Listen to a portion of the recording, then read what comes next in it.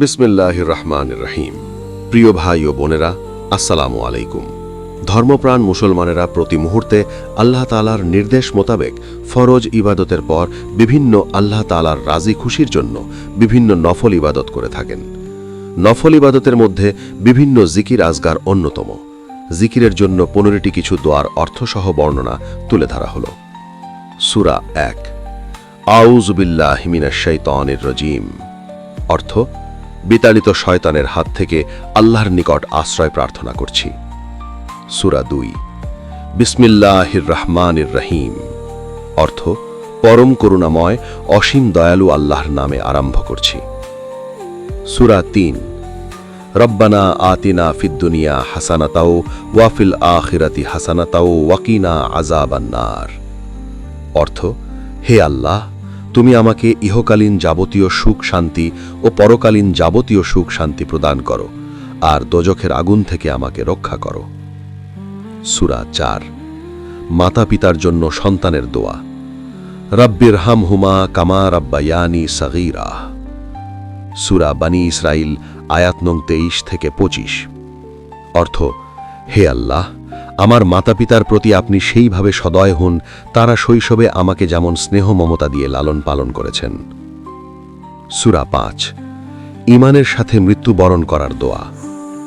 রব্বানা লা তুজিগ কুলুবানা বাদা ইজ হাদাইতানা ওয়া হাব লানা মিন লাদুনকা রাহমাতান ইন্নাকা আনতাল ওয়াহ্হাব। সূরা আল ইমরান, আয়াত নং 8। অর্থ, হে আমাদের পালনকর্তা, সরল পথ প্রদর্শনের পর তুমি আমাদের অন্তরকে বক্র করে দিও না, এবং তুমি আমাদের প্রতি করুণা করো, তুমিই মহান দাতা। সূরা 6, ভুল করে ফেললে ক্ষমা চাওয়ার দোয়া। রব্বানা জালামনা আনফুসানা ওয়া ইল্লাম তাগফির লানা ওয়া তারহামনা লানাকুনান্না মিনাল খাসিরিন। অর্থ, হে আল্লাহ, আমি আমার নিজের ওপর জুলুম করে ফেলেছি, এখন তুমি যদি ক্ষমা ও রহম না করো তাহলে আমি ধ্বংস হয়ে যাব। সূরা 7, গুনাহ মাফের দোয়া। রব্বানা ফাগফির লানা যুনুবানা ওয়া কাফির আন্না সাইয়্যাতিনা ওয়া তাওয়াফফানা মাআল আবরার। সূরা আল ইমরান, আয়াত নং 193। অর্থ, হে আমাদের পালনকর্তা, আমাদের গুনাহসমূহ মাফ করে দাও, আমাদের থেকে সকল মন্দ দূর করে দাও, এবং আমাদের নেক লোকদের সাহচর্য দান করো। সূরা 8, স্বামী স্ত্রী সন্তানদের জন্য দোয়া। রব্বানা হাবলানা মিন আজওয়াজিনা ওয়া যুররিয়াতিনা কুররাতা আয়ুনি ওয়াজআলনা লিল মুত্তাকিনা ইমামা। সূরা আল ফুরকান, আয়াত নং 74। অর্থ, হে আমাদের পালনকর্তা, আমাদিগকে আমাদের স্ত্রী ও সন্তান সন্ততিগণ হতে নয়নের তৃপ্তি দান করো, এবং আমাদেরকে মুত্তাকিদের নেতা বানাও। সূরা 9, ঈমান ঠিক রাখার আমল। ইয়া মুকাল্লিবাল কুলুবি সাব্বিত কলবি আলা দীনিকা। অর্থ, হে মনের গতি পরিবর্তনকারী, আমার মনকে সত্য দ্বীনের ওপর স্থিত করো।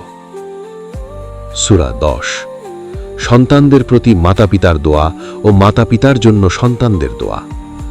রব্বি জাআলনি মুকিমাস সালাতি ওয়া মিন যুররিয়াতি রব্বানা ওয়া তাকাব্বাল দুআ রব্বানা গফিরলি ওয়া লিওয়ালিদাইয়া ওয়া লিল মুমিনিনা ইয়াওমা ইয়াকুমুল হিসাব। সূরা ইব্রাহিম, আয়াত নং 40 থেকে 41। অর্থ, হে আমার পালনকর্তা, আমাকে নামাজ কায়েমকারী বানাও, আর আমার সন্তানদের মধ্যে থেকেও, হে আল্লাহ, আমার দোয়া কবুল করে নাও।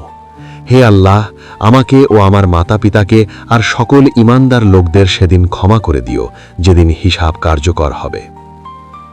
সূরা 11, নেক সন্তানদের জন্য দোয়া। রব্বি হাবলি মিনাস সালিহিন। অর্থ, হে আমার পালনকর্তা, আমাকে নেককার সৎকর্মশীল সন্তান দান করো। সূরা 12, অবাধ্য সন্তান বাধ্য করার দোয়া। ওয়াসলিহ লি ফি যুররিয়াতি ইন্নী তুবতু ইলাইকা ওয়া ইন্নী মিনাল মুসলিমিন। সূরা আহকাফ, আয়াত নং 15। অর্থ, আমার জন্য আমার সন্তানদের মধ্যে প্রীতি দান করো, অবশ্যই আমি তোমারই দিকে ফিরিতেছি, এবং অবশ্যই আমি মুসলমানদের অন্তর্ভুক্ত। সূরা 13, সকল মুসলমানদের জন্য দোয়া। আল্লাহুম্মা গফিরলি ওয়ালিল মুমিনিনা ওয়াল মুমিনাত ওয়াল মুসলিমিনা ওয়াল মুসলিমাত। অর্থ, হে আল্লাহ, তুমি আমার ও সমস্ত মুমিন নরনারীর এবং সমস্ত মুসলমান পুরুষ ও স্ত্রীলোকের পাপসমূহ মোচন করে দাও। সূরা 14। কাফেরদের বিরুদ্ধে বিজয়ী হবার দোয়া। রব্বানা গফির লানা যুনুবানা ওয়া ইসরাফানা ফি আমরিনা ওয়া সাব্বিত আকদামানা ওয়ানসুরনা আলাল কওমিল কাফিরিন। সূরা আল ইমরান আয়াত নং 147। অর্থ, হে আমাদের পালনকর্তা, আমাদের গুনাহ ও কোনো কাজের সীমা লঙ্ঘনকে তুমি ক্ষমা করো, আমাদের ঈমান দৃঢ় রাখো এবং কাফেরদের বিরুদ্ধে আমাদের বিজয়ী করো। সূরা 15। ক্ষমা ও রহমতের দোয়া। রাব্বি গফির ওয়ারহাম ওয়া আনতা খায়রুর রাহিমিন। অর্থ, হে আল্লাহ, আমাকে ক্ষমা করে দাও আর আমার প্রতি রহম করো, তুমিই তো উত্তম দয়ালু।